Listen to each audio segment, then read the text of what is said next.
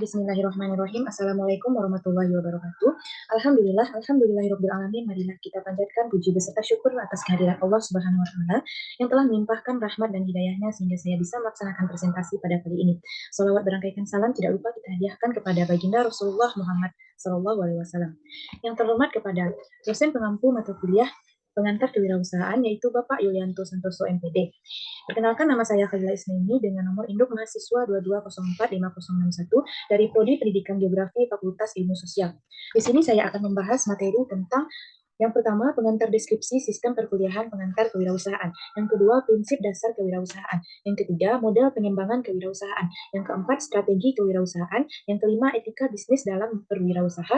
Yang keenam, wirausaha sosial. Dan yang terakhir, atau yang ketujuh, kewirausahaan di era revolusi industri 4.0. Baik, langsung saja masuk kepada materi yang pertama, yaitu pengantar deskripsi sistem perkuliahan kewirausahaan.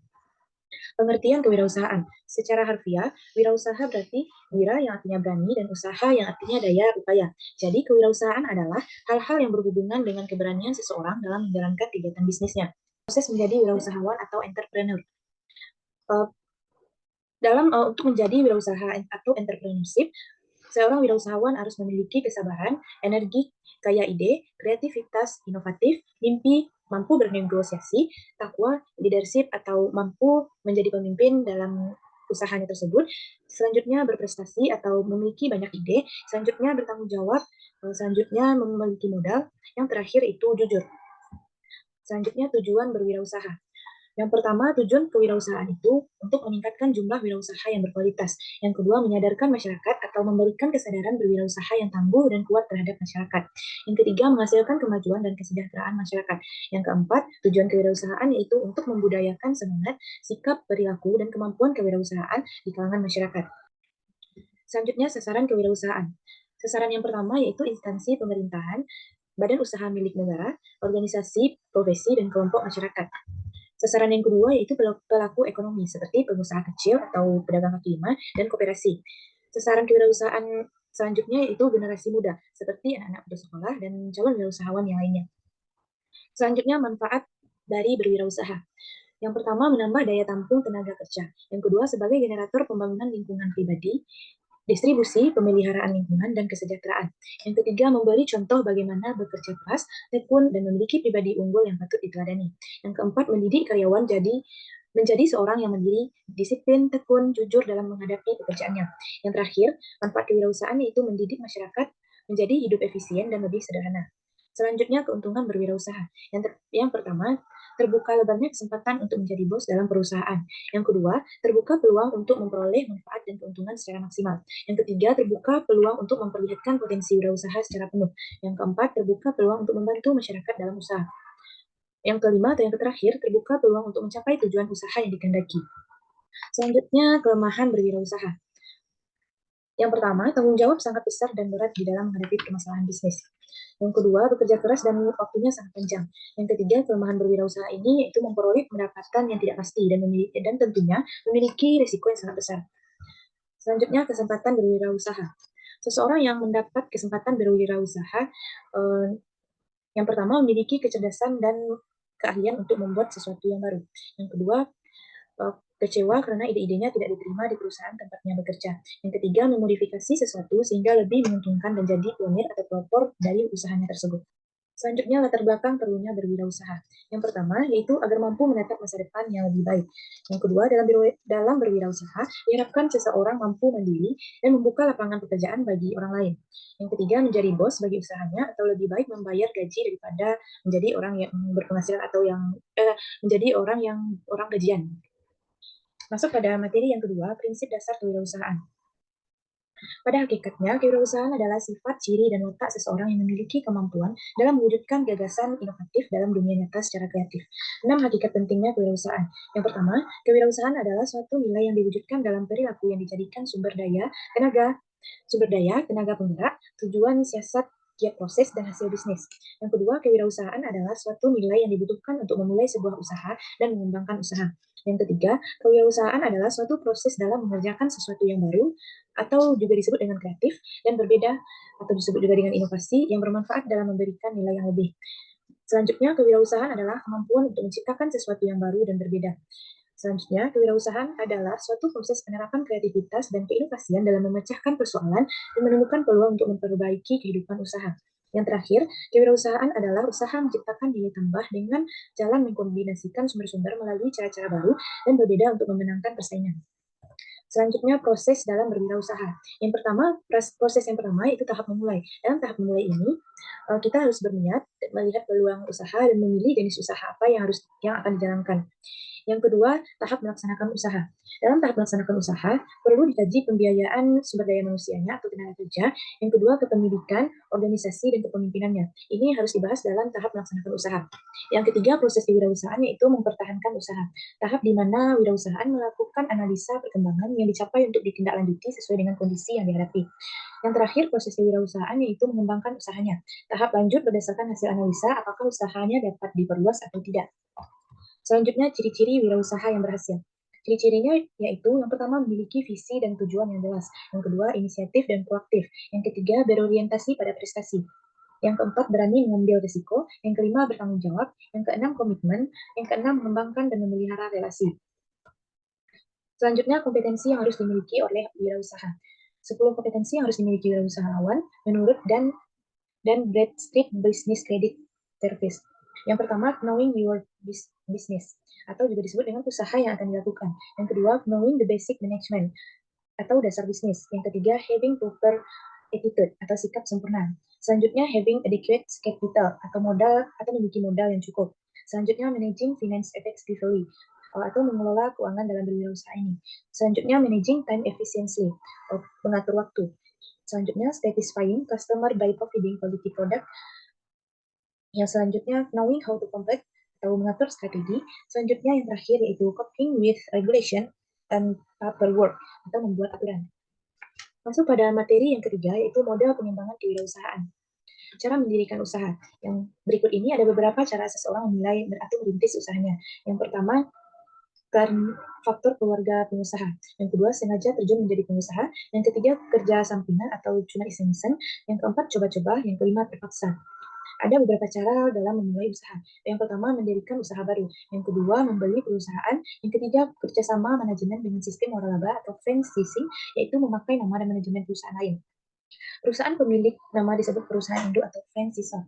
Dukungan manajemen diberikan oleh franchisor berupa pertama, pemilihan lokasi usaha, yang kedua, bentuk bangunan, yang ketiga, layout gedung dan ruangan, yang keempat, peralatan yang diperlukan, yang kelima, pemilihan karyawan, yang keenam, penentuan atau penyediaan bahan baku atau produknya, yang ketujuh, iklan bersama.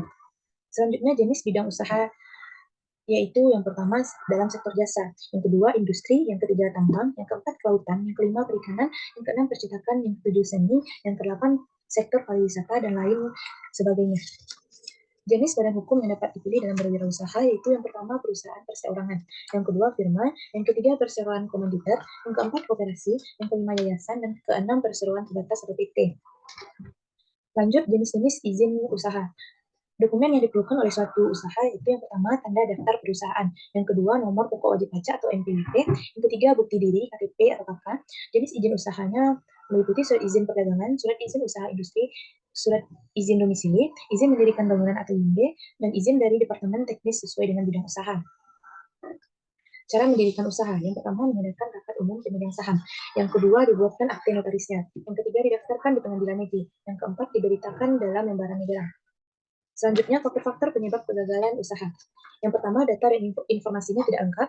Yang kedua, salah perhitungan. Yang ketiga, pelaksanaan pekerjaan yang salah. Yang keempat, kondisi lingkungan. Yang kelima, unsur sengaja. Dan yang keenam, bencana alam.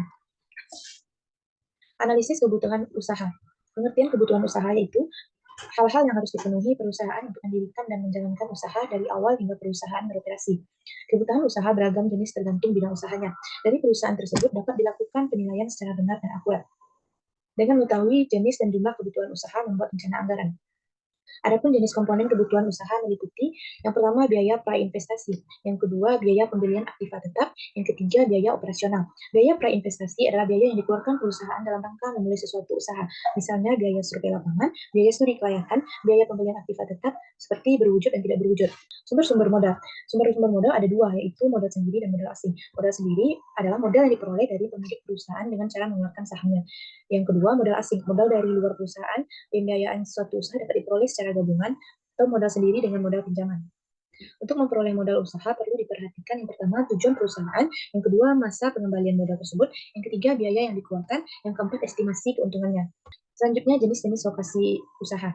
Yang pertama lokasi untuk kantor pusat, yang kedua lokasi untuk pabrik, yang ketiga lokasi untuk gudang, yang keempat lokasi untuk kantor cabang. Selanjutnya pertimbangan menentukan lokasi.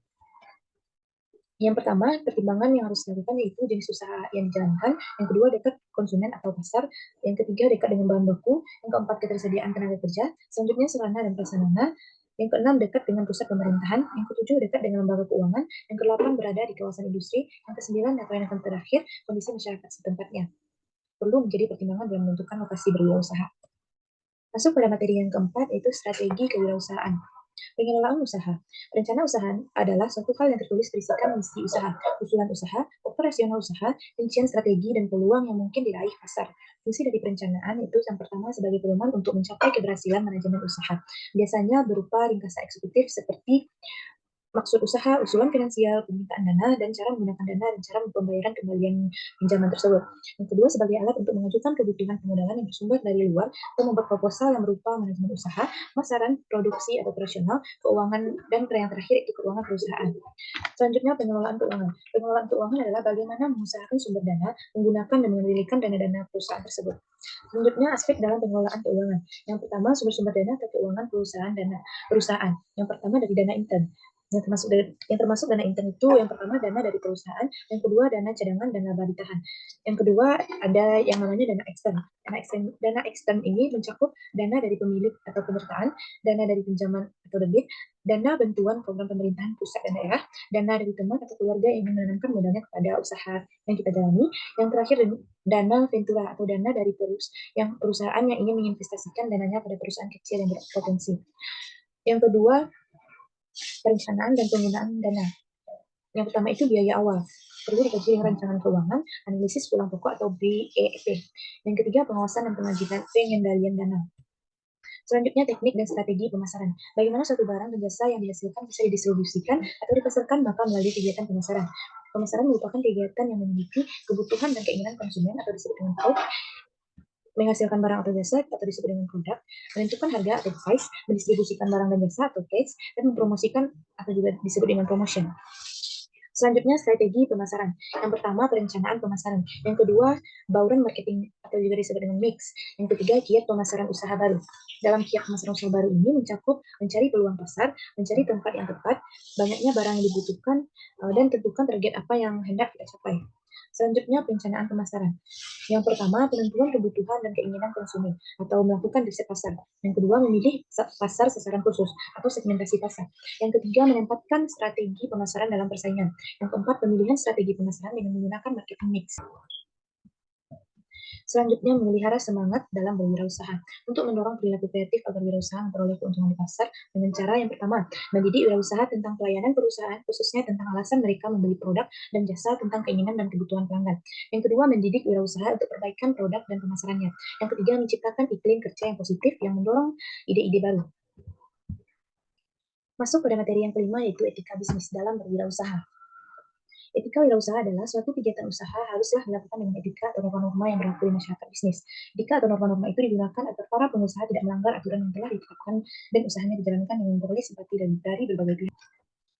Selanjutnya, etika dan norma setiap pengusaha. Setiap pengusaha harus memiliki etika dan norma. Yang pertama, kejujuran. Yang kedua, bertanggung jawab. Yang ketiga, menepati janji. Yang keempat, disiplin. Yang kelima, taat hukum. Yang keenam, suka membantu. Yang ketujuh, komitmen dan menghormati. Yang kedelapan, mengejar prestasi. Tujuan dan manfaat etika berwirausaha. Tujuan etika harus sejalan dengan tujuan perusahaan. Manfaat etika bagi perusahaan itu yang pertama, persahabatan dalam pergaulan. Yang kedua, menyenangkan orang lain. Yang ketiga, membujuk pelanggan. Yang keempat, mempertahankan pelanggan. Yang kelima, membina dan menjaga hubungan. Masuk pada materi yang keenam yaitu wirausaha sosial. Konsep dan prinsip wirausaha sosial. Kewirausahaan sosial adalah disiplin ilmu yang menggabungkan antara kecerdasan berbisnis, inovasi, dan tekad untuk maju ke depan.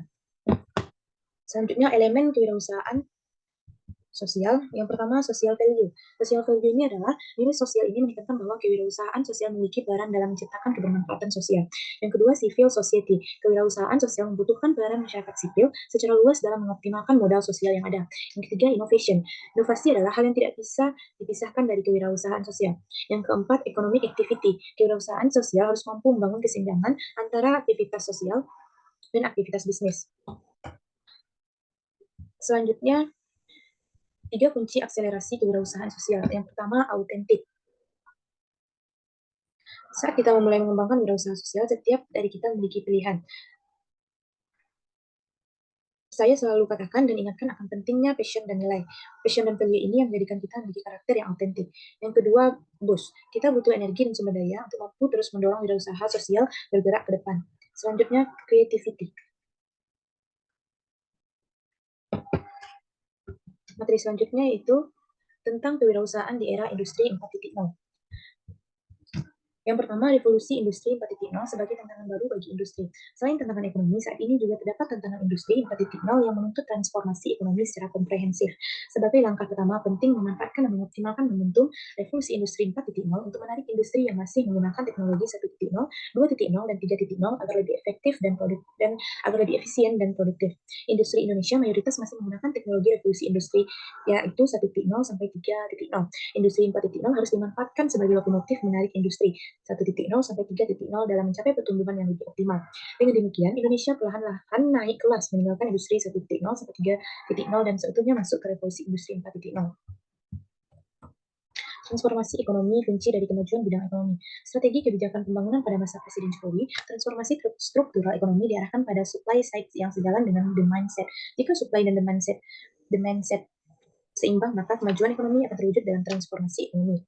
Yang termasuk dengan supply side yaitu reforma agraria, pembangunan infrastruktur, peningkatan sumber daya manusia, dan bantuan sosial. Yang termasuk dengan demand side yaitu menjaga daya beli, meningkatkan investasi, dan meningkatkan ekspor. Transformasi kebijakan di era revolusi industri 4.0. Transformasi kebijakan ekonomi difokuskan untuk merubah ekonomi berbasis sumber daya alam ke ekonomi berbasis nilai tambah, berbasis industri, manufaktur, dan jasa. Tantangan atau peluang yang pertama itu globalisasi seperti integrasi ekonomi ke pasar global. Yang kedua, perkembangan teknologi khususnya digital. Yang ketiga, bonus demografi. Capaian pengembangan kawasan ekonomi khusus. Pada 2018 telah diresmikan beroperasinya 2 KEK, yaitu KEK Galang Batang pada 8 Desember 2018 dan KEK Arun Lakseumau pada Desember 2018, sehingga pada akhir 2018 ada 6 KEK yang beroperasi. Saat ini telah masuk komitmen investasi sebesar 104 triliun rupiah dan menciptakan tenaga kerja hingga 10.700 orang. Selanjutnya, kebijakan reforma agraria dan keberpihakan terhadap rakyat. Reforma agraria, RA, atau juga disingkat dengan RA, merupakan kebijakan alternatif pemerintah dalam rangka pemerataan ekonomi. RA dilakukan melalui legalisasi aset tanah masyarakat, redistribusi lahan, pemberian akses memanfaatkan lahan kehutanan dengan skema perhutanan sosial dan moratorium perkebunan kelapa sawit. RA bukan hanya bagi-bagi lahan, tetapi juga diberikan program pemberdayaan ekonomi seperti bantuan sarana produksi, modal usaha, dan keterampilan usaha. Selanjutnya, peningkatan kualitas sumber daya manusia melalui vokasi. Untuk menyiapkan kebutuhan kompetensi sumber daya manusia di era industri 4.0, ditetapkan strategi perbaikan pendidikan dan pelatihan vokasi yang difokuskan melalui 3 lembaga vokasi, terutama untuk mendukung sektor prioritas pendidikan seperti SMK, Politeknik, dan Balai Latihan Kerja atau juga disebut dengan BLK. 5 sektor utama dipilih sebagai sektor fokus untuk making Indonesia 4.0. Yang pertama, makan dan minuman, yang kedua, tekstil dan busana, yang ketiga, otomotif, yang keempat, kimia, dan yang kelima, elektronik. Selanjutnya, kebijakan perdagangan. Untuk menciptakan pertumbuhan ekonomi yang berkualitas di era industri 4.0, diperlukan kebijakan perdagangan yang dilakukan melalui pertumbuhan ekspor dan pengendalian impor, terutama pada bahan baku industri. Hal ini diharapkan dapat menumbuhkan industri penunjang di dalam negeri. Yang pertama, mendorong ekspor, insentif fiskal untuk industri berorientasi ekspor. Yang kedua, percepatan pembangunan destinasi wisata prioritas nasional. Yang ketiga, kemudahan pelayanan untuk mendorong kinerja ekspor. Yang keempat, kemudahan pembiayaan untuk industri berorientasi ekspor. Yang kelima, fasilitas SPLK bagi IKM kehutanan. Cara mengendalikan impor itu penjadwalan ulang PSN, permenungan TKDN bagi proyek yang berjalan. Yang kedua, implementasi mandatory biodiesel B20. Yang ketiga, peningkatan tarif PPh impor barang konsumsi. Baik, sekian presentasi yang dapat saya sampaikan. Jika ada kekurangan, mohon dimaafkan. Saya akhiri dengan mengucapkan alhamdulillahirobbilalamin. Assalamualaikum warahmatullahi wabarakatuh.